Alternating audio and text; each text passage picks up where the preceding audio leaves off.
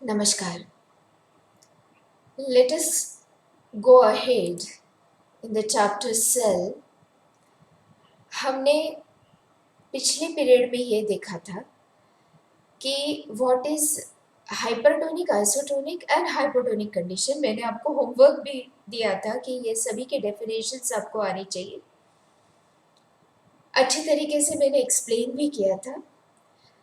और diffusion, osmosis, passive transport, active transport.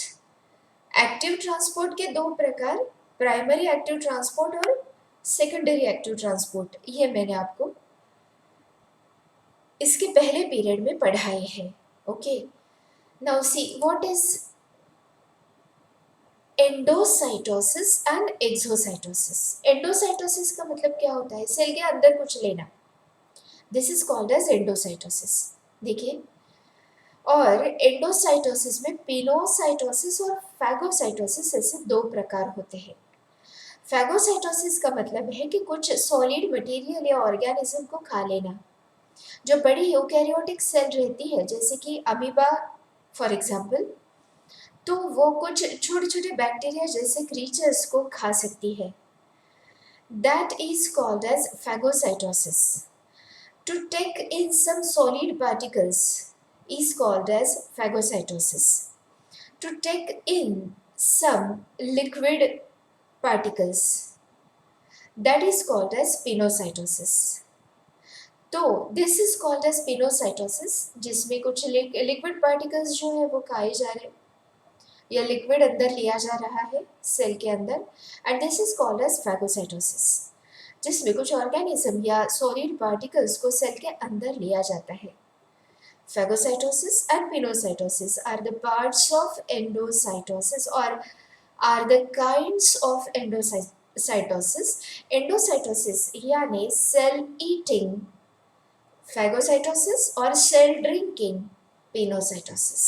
Okay, so endocytosis consists of phagocytosis and pinocytosis. Cell eating and cell drinking.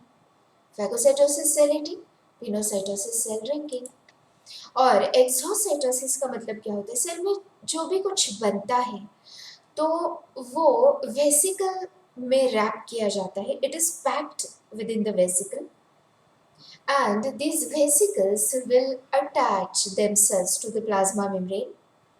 Then the inclusions of the vesicles are expelled outside in the form of secretory products.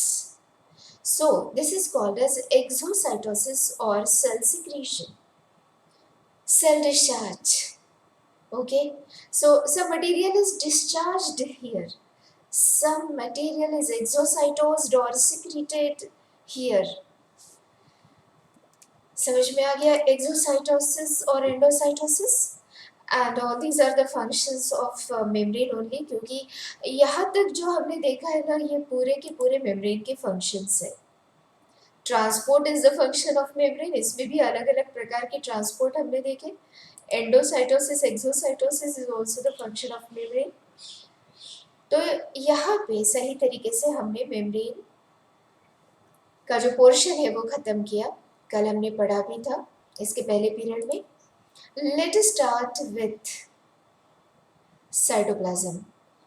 Cytoplasm is the amorphous liquid which is present in the cell, and it is wrapped within the plasma membrane. ये जो ऊपर का और नीचे का आपको दिख रहा है वो प्लाज्मा मेम्ब्रेन है, और प्लाज्मा मेम्ब्रेन में एक amorphous liquid है जहाँ पे कंटिन्यूअसली एंजाइम मेडिएटेड प्रोसेसेस होती जाती है। What do you mean by enzyme mediated? जिनके लिए एंजाइम्स लगते हैं ऐसी मेटाबॉलिक प्रोसेसेस। मेटाबॉलिज्म का मतलब आपको पता है, cut down as well as formation processes, catabolic as well as anabolic processes. Cut down catabolic, formation anabolic processes are continuously occurring within the cell cytoplasm under the control of special proteins called as enzymes. Under the control of special proteins called as enzymes, क्योंकि सभी reactions जो cell के अंदर होती है ना, they are enzyme mediated. क्योंकि वैसे देखा जाए वो प्रोसेसेस अगर सेल के बाहर करवानी है तो बहुत ज़्यादा एनर्जी लगती है, लेकिन enzymes will act as catalyst to lower down their activation energy and they can occur very easily within the cytoplasm. So cytoplasm is very important thing for the cell where all these biochemical reactions are occurring, and the main office is suspended within the cytoplasm. Main office of the cell metabolism is suspended within the cytoplasm. ये देखिए, इसे इसे हम बोलते हैं nucleus. ये वाला क्या है? न्यूक्लियस है। ये ऊपर और नीचे का आपको प्लाज्मा मेम्ब्रेन दिख रहा है, और इसमें रहने वाला ये जो है ना, ये tubules tubules tubules, they are cytoskeleton, है ना? ये क्या बोला है यहाँ पे? Microtubule, then these are microfilaments and intermediate filaments. तो इन सभी को हम बोलते हैं साइटोस्केलेटन। आपको दिख रहा है कि दो मेम्ब्रेन्स, दोनों तरफ के जो मेम्ब्रेन्स है वो एक दूसरे पे गिरे हुए नहीं है, ऐसे एक दूसरे को चिपके हुए नहीं है, क्योंकि वहाँ पे अंदर ही अंदर एक स्केलेटन प्रोवाइड किया है, that is called the cytoskeleton. इसकी वजह से सेल को एक पर्टिकुलर शेप मिलता है। आपने देखा सेल ऐसी क्यों है, और ये दो मेम्ब्रेन्स एक दूसरे से अलग ऐसे क्यों है वहाँ पे? क्योंकि अंदर ही अंदर एक स्केलेटन प्रोवाइड किया गया है, एक मेश है तारों का, और ये जो तार है वो 3 प्रकार की होती है: माइक्रोफिलामेंट, माइक्रोट्यूब्यूल्स, इंटरमीडिएट फिलामेंट्स। ऐसे 3 प्रकार की तारें, या फिर हम बोलते हैं नेटवर्क बनाने वाले स्ट्रिंग्स वहाँ पे है, जिनके कारण सेल को एक पर्टिकुलर शेप मिलता है, और उन्हीं के ऊपर फिर प्लाज्मा मेम्ब्रेन रहता है। समझ में आया? तो ये साइटोस्केलेटन के कारण सेल को शेप मिला है, उसके अंदर जितनी भी स्पेस है वो बहुत सारे प्रकार के सेल ऑर्गेनेली से व्याप्त है। Various cell organelles are suspended there within the cytoplasm. ये वाला जो है, this is the main office which brings about control of various processes that are occurring within the cell. Nucleus. Nucleus is the controlling office which brings about control of various processes that are occurring within the cell. और ये बहुत सारे compartments है वहाँ पे। ये देखिए, this is one compartment. ये एंडोप्लाज्मिक रेटिकुलम यहाँ पे दिखा है। मैंने क्यों बोला ऐसे? क्योंकि उसके ऊपर राइबोसोम्स आपको दिख रहे हैं, इसमें बहुत सारी वेसिकल सिस्टर्नी होती है, लेकिन ये कंपार्टमेंट को अलग अलग काम दिए हैं।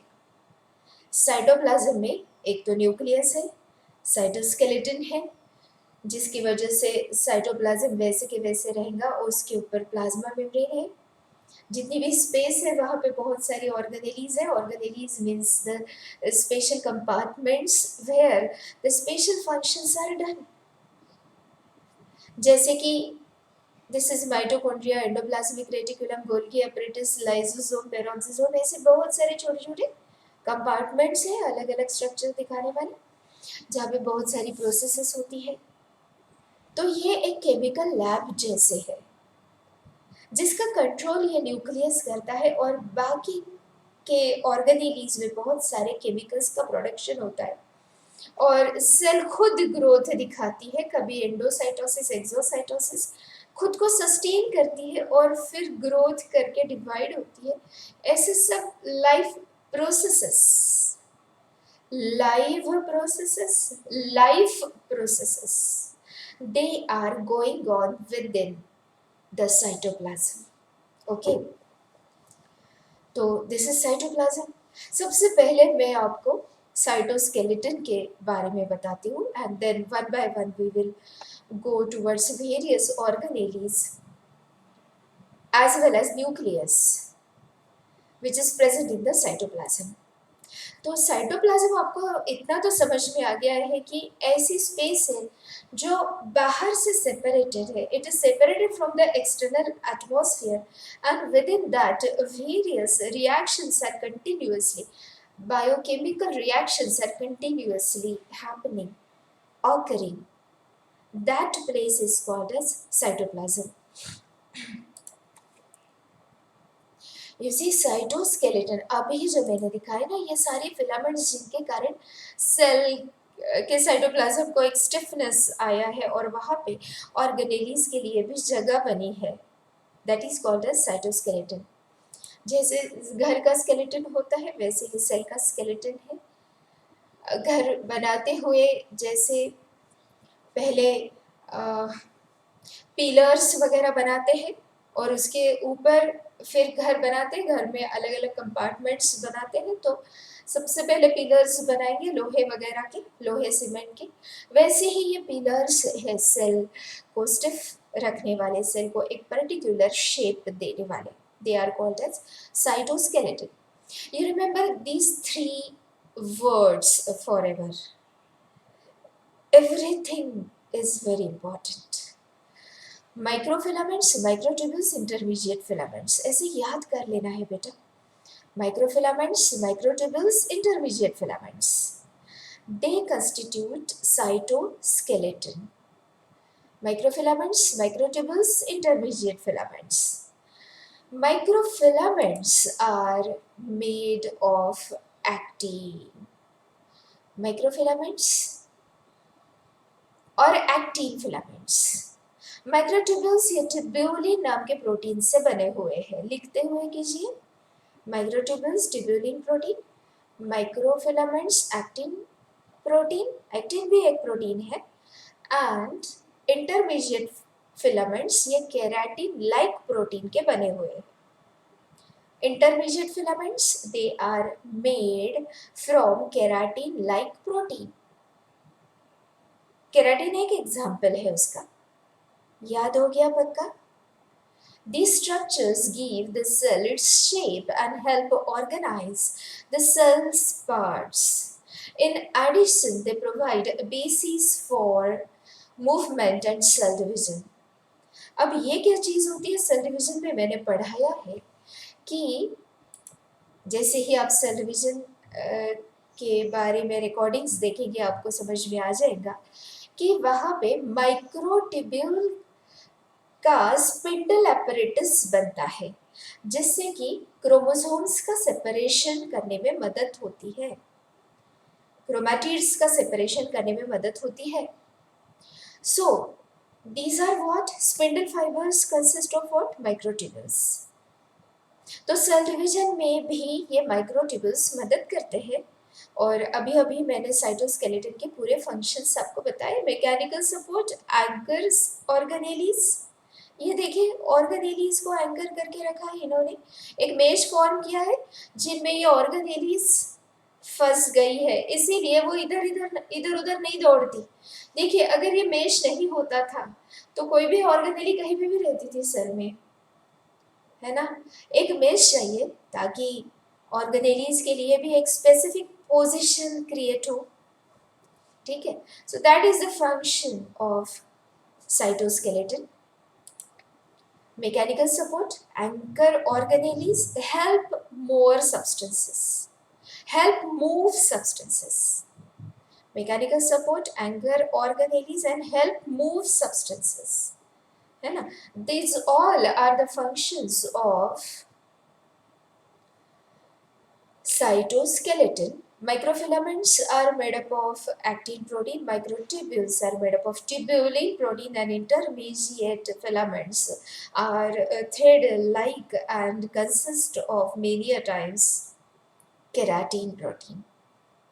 Okay, देखिए ये दिख रहा है आपको, सेल के अंदर का पार्ट ये वाला है, इसमें ये दिख रहा है ना, ये सभी क्या है, साइटोस्केलेटन ही है। फिर से एक्टिन, इंटरमीडिएट और microtubule, actin filament, intermediate filaments and microtubules. ये देख रहे, this is true picture taken through the electron microscope of cytoskeleton. Cytoskeleton का पिक्चर लिया है EM से।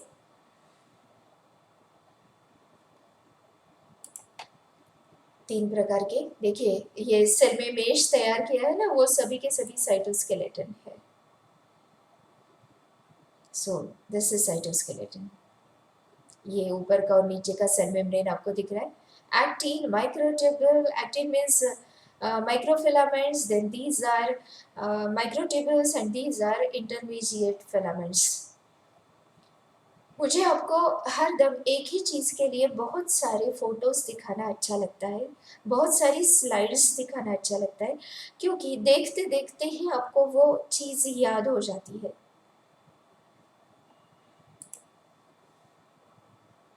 ये cytoskeleton, functions of the cytoskeleton provide shape to the cell, gives cell structural integrity, plays to attachment of organelles or the cell membrane, can be used to move the cell, can be used to move this cell इसलिए बोला है क्योंकि इन्हीं microtubules से ही cilia और flagella बनते हैं।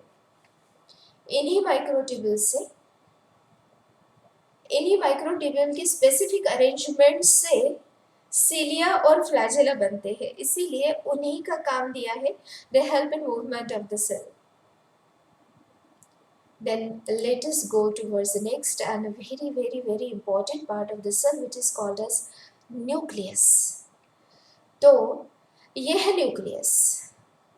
Nucleus act as the controlling house of all cell activities. ये देखिए, सेल में सबसे अंदर ये वाला न्यूक्लियस रहता है on the basis of various kinds of cells, or on the basis of the function of the nucleus, its position is decided. तो वैसे तो न्यूक्लियस बीच में ही रहता है, कभी कभी वो इसेंट्रिक रह सकता है, कभी कभी सेल में एक से ज़्यादा न्यूक्लियस रहते हैं। अगर सेल में एक से ज़्यादा न्यूक्लियस है और वो प्लांट की सेल है, तो हम उसे बोलते हैं coenocytic condition. Coenocytic condition, many nucleated condition in the plant cell is called as coenocytic condition. लिखते हुए कीजिए, multinucleated condition in plant cells is called as coenocytic. Next line में लिखिए, multinucleated condition in animals is called as syncytium, SYNCITIUM, syncytium। Multinucleated condition in animal cell is called as syncytium, and multinucleated condition in plant cell is called as coenocytic, COENO, coenocytic, CYTIC। लिखा, ये दोनों शब्द बहुत important है। और अगर fungi की हम बात करें तो फंजाई में भी सिनोसाइटिक फिलामेंट्स ऐसे ही शब्द इस्तेमाल होता है, यानी कि प्लांट और फंजाई में अगर मल्टी न्यूक्लिएटेड कंडीशन है तो हम बोलेंगे सिनोसाइटिक।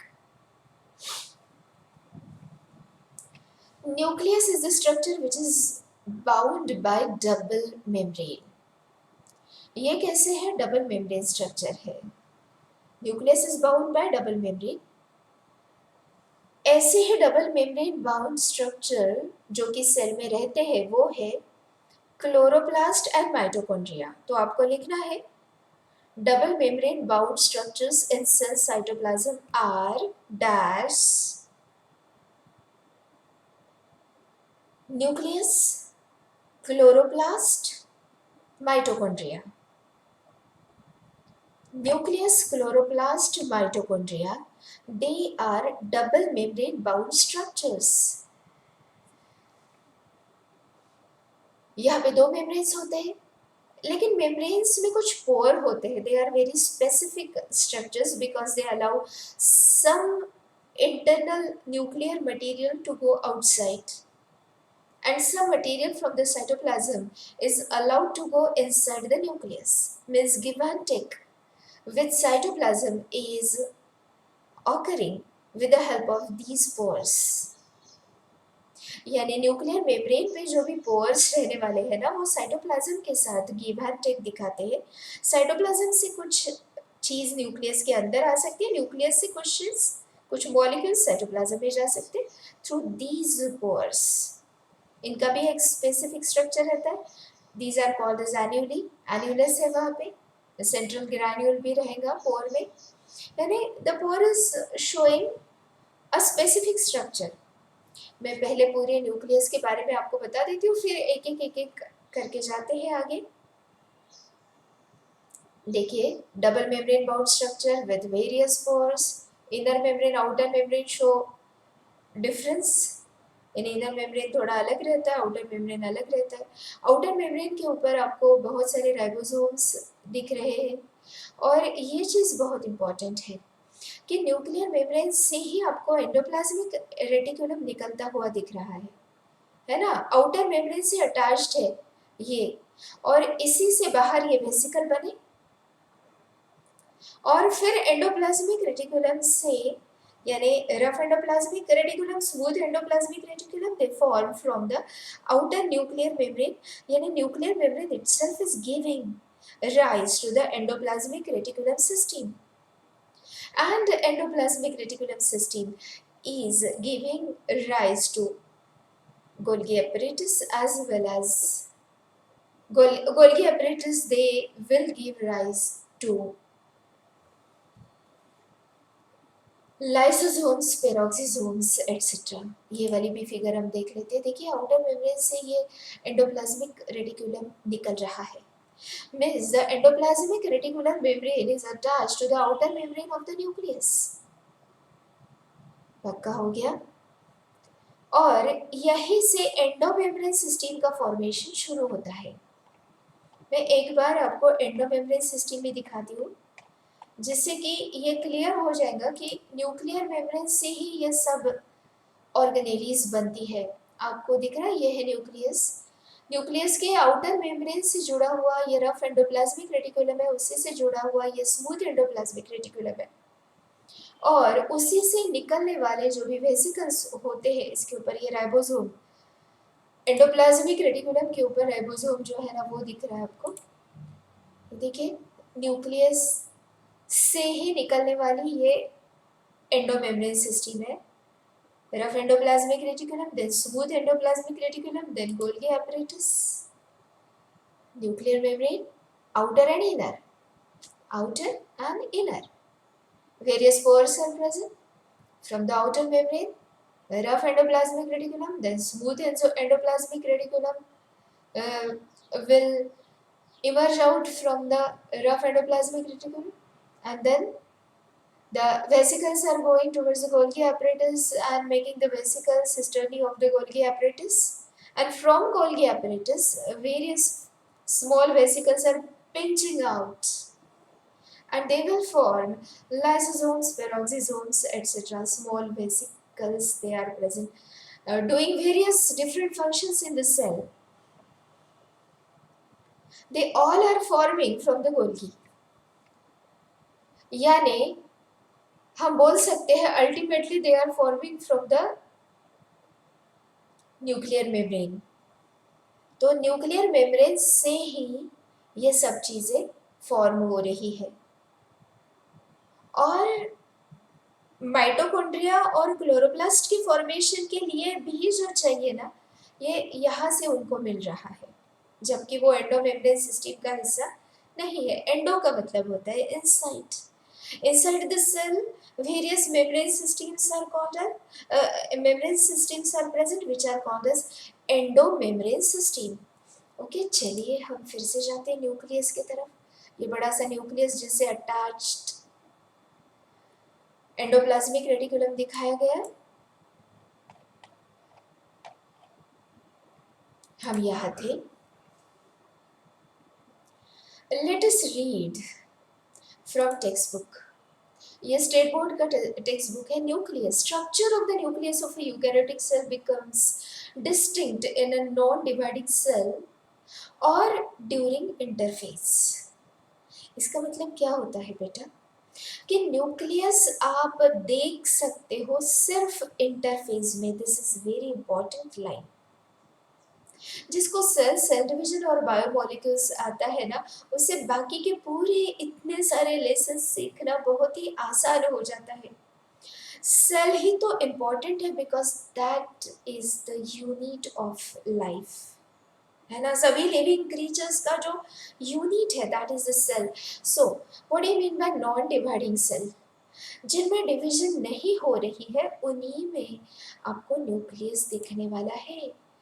अगर डिवीजन हो रही है वहां पे तो न्यूक्लियस नहीं दिखेगा।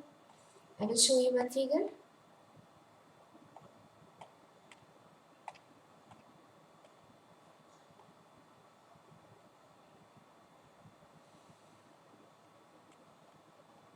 One minute. हाँ, ये वाली फिगर देखिए। ये न्यूक्लियस आपको सिर्फ इंटरफेस में दिख रहा है। सेल डिवीजन की अलग अलग फेजेस, माइटोसिस की अलग अलग फेजेस यहाँ पे दिख रही है। इनमें से ये है इंटरफेस। फिर जैसे ही सेल डिवीजन शुरू हो जाती है, दो सेल में कन्वर्शन करने का है एक सेल का। तो पहली फेज है उससे बोलेंगे प्रोफेज, उसके बाद प्रोमेटाफेज, मेटाफेज, एनाफेज, टेलोफेज। अब ये दो सेल यहाँ पे बन गई। लेकिन जब सेल डिवाइड हो रही है तब यहाँ पे न्यूक्लियस नहीं है। जब सेल इंटरफेज में है तभी यहाँ पे well developed, well formed nucleus है। Well formed nucleus is present here only in the interphase. Interphase is the phase in the cell life cycle where the cell is not dividing. We can say that interphase is the phase in between two mitotic divisions. Interphase is the phase in between two mitotic divisions. Interphase is the phase between two mitotic divisions. जब cell की division हो रही है तो nuclear membrane disappear हो गया, और जो न्यूक्लियस के अंदर रहने वाला ये लॉन्ग डीएनए है ना, उसका कंडेंसेशन हुआ है यहाँ पे to form the chromosomes. You know what is the difference between chromosome and the DNA or chromatin fiber? Chromatin fiber is uncoiled chromosome. Chromatin fibre uncoiled chromosome. हमारे सेल में कितने क्रोमोसोम है? 46। ह्यूमन के किसी भी सेल जो भी diploid है 2 सेट्स है जिसके सेल में, उसके शरीर में 46 क्रोमोसोम्स रहते हैं। वो जब अनकॉइल होंगे ना तब ऐसे थ्रेड क्रिएट होता है, that is called as chromatin thread, that will coil and supercoil to form the stumpy structure, and they are called as chromosome. Okay, तो सेल का ये देखिए जो कंडेंसेशन मैंने अभी दिखाया, DNA is condensing and super condensing to form the chromosome.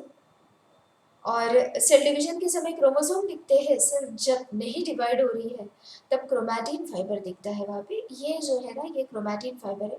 इसमें भी डीएनए कंडेंस्ड ही है, कंडेंस्ड यानी रैप्ड है, कॉइल्ड है किन्हीं प्रोटीन्स के ऊपर जिनको हिस्टोन हम बोलते हैं। These are the histone proteins. Histone proteins for coiling of DNA are present only in eukaryotes. They are not present in prokaryotes. तो थोड़ा सा समझ लो बेटा, ये जो न्यूक्लियस का स्ट्रक्चर आपको यहाँ पे दिख रहा है ना, ये पूरा न्यूक्लियस का स्ट्रक्चर ये सिर्फ इंटरफेस में दिखता है, ये पक्का हो गया। और इंटरफेसिक न्यूक्लियस में बहुत सारे थ्रेड भी आपको दिख रहे हैं। ये थ्रेड किसके हैं? क्रोमैटिन के हैं। लेकिन क्रोमैटिन कैसे फॉर्म हुआ है? डीएनए के कंडेंसेशन से। डीएनए का मतलब होता है deoxyribonucleic acid. DNA means deoxyribonucleic acid. ये ऐसे डबल स्ट्रैंडेड स्ट्रक्चर है, यहाँ पे लिखा है डीएनए। लेकिन डीएनए के सुपर कंडेंसेशन से डीएनए के ऊपर पूरी लाइफ इंफॉर्मेशन रहती है। शायद ये चीज़ मैंने आपको पढ़ाई है। देखिए, what is present in the DNA. हम धीरे धीरे आगे जाते। Nucleus is very important part. DNA is present with in the nucleus, deoxyribonucleic acid. ये लंबी कहानी है, किसकी कहानी लिखी हुई, किसकी? प्रोटीन्स कैसे बनाने हैं उसका तरीका, प्रोटीन्स में कैसे अमाइनो एसिड की चेन चाहिए उसका तरीका यहाँ पे लिखा हुआ है। तो डीएनए जब अनकॉइल होगा उसके ऊपर बनेगा आरएनए। यहाँ पे दिखा है डीएनए का अनकॉइलिंग, उसके ऊपर आरएनए बन रहा है। जैसे डीएनए होगा उसी के कॉम्प्लीमेंट्री आरएनए बनने वाला है। RNA will go outside in the cytoplasm, and there it will attach with the site of protein synthesis, which is called as ribosome. That will attach with the site of protein synthesis, which is called as ribosome. And in the ribosome the chain of amino acid known as peptide is prepared here. And peptide, polypeptide को ही हम protein, simple protein बोलते हैं। And then these proteins will do various functions for our body. All enzymes are proteinous in nature. Various structures are proteinous. And proteins further are made up of many units of amino acid. How these units of amino acids are like this? Or why only such a chain of amino acid is forming there? Because such DNA is present in our nucleus. ऐसी polypeptide क्यों है? क्योंकि ऐसा DNA है। DNA पे information है ऐसे polypeptide chain बनाने की। हर एक के शरीर के प्रोटीन अलग है बेटा। कैट के प्रोटीन आपके शरीर में नहीं, आपके प्रोटीन डॉग्स के शरीर में नहीं, और बैक्टीरिया के प्रोटीन किसी दूसरे फंजाई के शरीर में नहीं होते हैं, क्योंकि उनमें खुद का डीएनए है। डीएनए पे इंफॉर्मेशन है आरएनए बनाने की। आरएनए की इंफॉर्मेशन पढ़ के अमाइनो एसिड की चेन बनेंगी। अमाइनो एसिड की चेन को ही हम बोलते हैं peptide, polypeptide chain. And that polypeptide will form simple protein. आप लिख लीजिए डीएनए एरो, एरो के बाद लिखिए आरएनए, फिर से एरो, फिर से एरो के बाद लिखिए amino acid chain, in bracket right polypeptide और सिंपल प्रोटीन। पॉलीपेप्टाइड और सिंपल प्रोटीन। तो इंफॉर्मेशन कैसे ट्रांसफर हुई है उसके नीचे जो भी आपने लिखा उसके नीचे लिखिए information transfer. How the information is transferred? From DNA to RNA to protein. DNA के ऊपर आरएनए बनने की प्रोसेस को हम बोलते हैं transcription. Write down everything. Transcription, formation of DNA over RNA. Okay. Transcription, formation of DNA over RNA. गलत हो गया। Formation of RNA over DNA, sorry यार, क्योंकि फोन आया था तो वहां पे मेरा ध्यान था। फिर से एक बार, ट्रांसक्रिप्शन का मतलब क्या होता है? Formation of RNA over DNA. लिख लिया? फिर लिखिए translation, formation of amino acid chain over RNA. Formation of amino acid chain over RNA. आप फिर से एक बार नेक्स्ट लाइन में लिखेंगे डीएनए, मैं जैसे बोल रही हूँ लिखिए। डीएनए लिखो पहले, एरो दो, एरो के ऊपर लिखो ट्रांसक्रिप्शन, फिर लिखो आरएनए जैसे यहाँ पे आपको दिख रहा है। फिगर नहीं निकालनी है, सिर्फ लिखना है डीएनए टू आरएनए। एरो के ऊपर लिखेंगे ट्रांसक्रिप्शन, फिर लिखिए RNA will go into the cytoplasm. In case of eukaryotic cell, it will go into the cytoplasm. फिर से एरो देके लिखिए.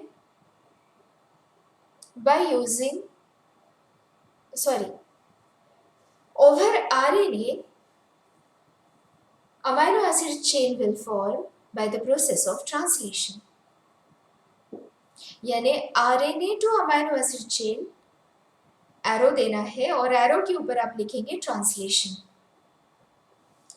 RNA arrow amino acid chain, arrow के ऊपर लिखेंगे translation. So transcription and translation, information transfer का ये central dogma है. Always the information of life processes as well as the molecules that are present in the cell, various information about the life is written in the form of, suppose, a code language of DNA. That DNA language will then be transcribed into the RNA language, and that RNA language is translated into the amino acid language, amino acid chain language.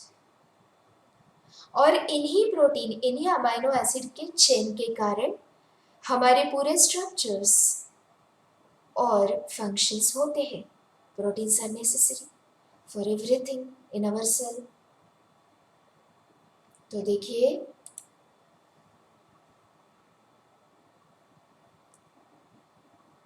Nuclear membrane का पढ़ लेते हैं.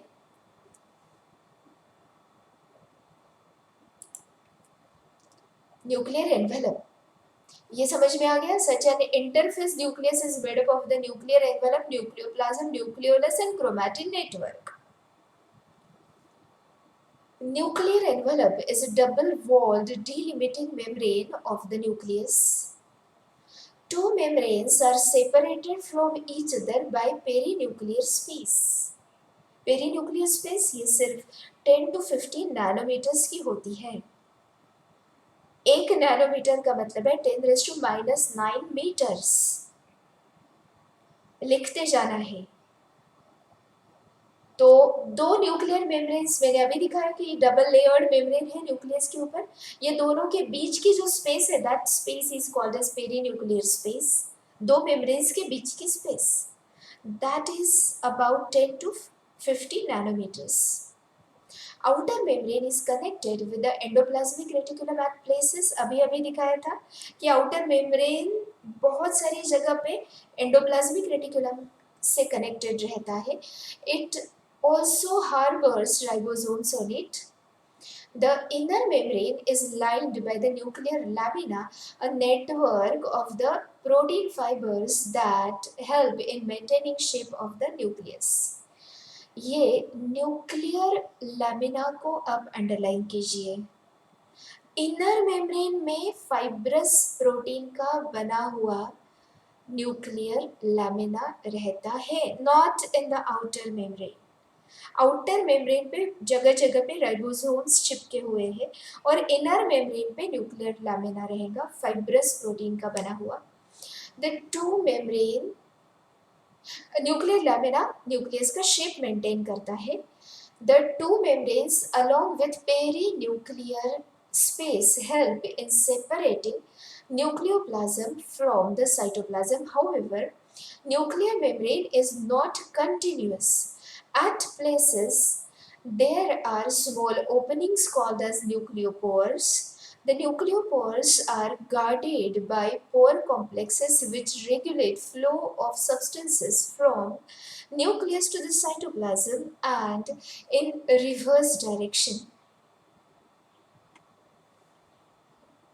तो अभी हमने nuclear membrane का पूरा description complete किया है.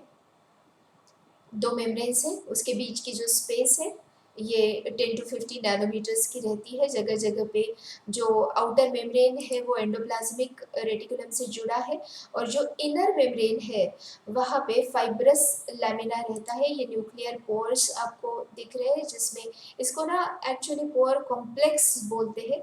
बहुत सारे प्रोटीन से ये बना हुआ है और ये डबल लेयर्ड न्यूक्लियर एनवलप आपको दिख रहा है।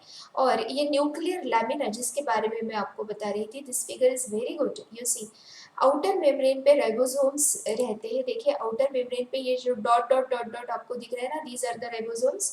और इनर मेम्ब्रेन से लगा हुआ फाइब्रस लैमिना रहेगा। Everything is very much important. Inner lamina, inner nuclear membrane से लगा हुआ या अटैच्ड ऐसे फाइब्रस लैमिना रहेगा कि जो न्यूक्लियस को एक पर्टिकुलर शेप देने में मदद करता है और जगह जगह पे क्रोमैटिन नेटवर्क के अटैचमेंट के लिए भी मदद करता है। ये जो फाइब्रस लैमिना है ना या न्यूक्लियर लैमिना, ये थोड़ा बहुत Honey comb shape, Honey comb like दिखता है और वो न्यूक्लियस को एक पर्टिकुलर शेप दे रहा है और जगह जगह पे उसके अंदर रहने वाले, देखिए अंदर क्या है, क्रोमैटिन फाइबर्स है। क्रोमैटिन फाइबर्स के अटैचमेंट के लिए भी ये मदद करता है। क्या मदद करता है? इनर मेम्ब्रेन, इनर मेम्ब्रेन में रहने वाला फाइब्रस लैमिना, इनर मेम्ब्रेन में रहने वाला फाइब्रस लैमिना। ओके, तो अब के लिए इतना ही, बाकी नेक्स्ट पीरियड में देखते हैं।